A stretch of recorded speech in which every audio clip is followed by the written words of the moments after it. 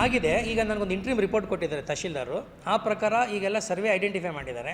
ಅದರ ಒಳಗಡೆ ಇರತಕ್ಕಂಥ ಎಲ್ಲ, ಅದು ಸ್ಮಶಾನ ಆಗಿರ್ಬೋದು, ಕೆರೆ ಆಗಿರ್ಬೋದು, ಅಥವಾ ರಸ್ತೆ ಇರ್ಬೋದು, ಕಾಲು ದಾರಿ ಇರ್ಬೋದು, ಇವನ್ನೆಲ್ಲ ಐಡೆಂಟಿಫೈ ಮಾಡಿ ನಂಗೆ ವರದಿನ ಕೊಟ್ಟಿದ್ದಾರೆ.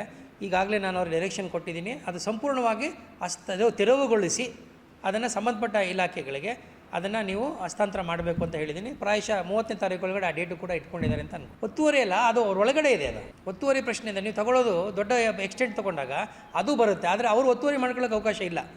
ಸರ್ಕಾರಿ ಜಮೀನನ್ನು, ಕೆರೆಯನ್ನಾಗಲಿ, ಕಾಲುವೆನಾಗಲಿ, ಕುಂಟೆನಾಗಲಿ ಯಾವುದೇ ಕಾರಣಕ್ಕೂ ಒತ್ತುವರಿ ಮಾಡಲಿಕ್ಕೆ ಅವಕಾಶ ಇಲ್ಲ.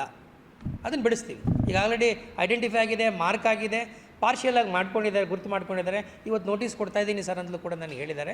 ಬಹುಶಃ 30 ಅದು ಕೂಡ ಮುಗಿಸ್ತೀವಿ. ಸರ್ವೆ ಮಾಡಿದ್ದೀವಿ. ನೀವು ಪರ್ಚೇಸ್ ಮಾಡಿದ್ದು ನಿಮ್ಮ ಹತ್ರ ಇದೆಯಲ್ಲ, ಎಷ್ಟು ಪರ್ಚೇಸ್ ಮಾಡಿದ್ದೀರಿ ಅಷ್ಟೇ ಇರೋಕ್ಕೆ ಸಾಧ್ಯ ನಿಮ್ಮ ಹತ್ರ. ಅದ್ರ ಮೇಲೆ ಜಾಸ್ತಿ ಇರೋಕ್ಕೆ ಸಾಧ್ಯ ಇಲ್ವಲ್ಲ. ಸೇಲ್ ಡೀಡ್ ಪ್ರಕಾರ ನಿಮ್ದೇನಿದೆ ಅಷ್ಟೇ ನೀವು ಇರೋದು. ಸರ್ಕಾರಕ್ಕೆ ನೀವು ಯಾವುದೇ ಕಾರಣಕ್ಕೂ ಸೇಲ್ ಡೀಡ್ ಮಾಡಿಕೊಟ್ಟಿಲ್ವಲ್ಲ. ಸರ್ಕಾರದ ಆಸ್ತಿ ಏನಿದೆ, ಸರ್ಕಾರಿ ಜಮೀನೇನಿದೆ, ಕೆರೆ, ಕುಂಟೆ, ರಸ್ತೆ, ಸ್ಮಶಾನ, ಇವೆಲ್ಲವೂ ಕೂಡ ಸರ್ಕಾರದ ಆಸ್ತಿ, ಸಾರ್ವಜನಿಕರ ಆಸ್ತಿ. ಅದನ್ನು ಸಾರ್ವಜನಿಕರ ಉಪಯೋಗಕ್ಕೆ ಬಿಡಬೇಕು ನಾವು ಅದನ್ನಷ್ಟೇ.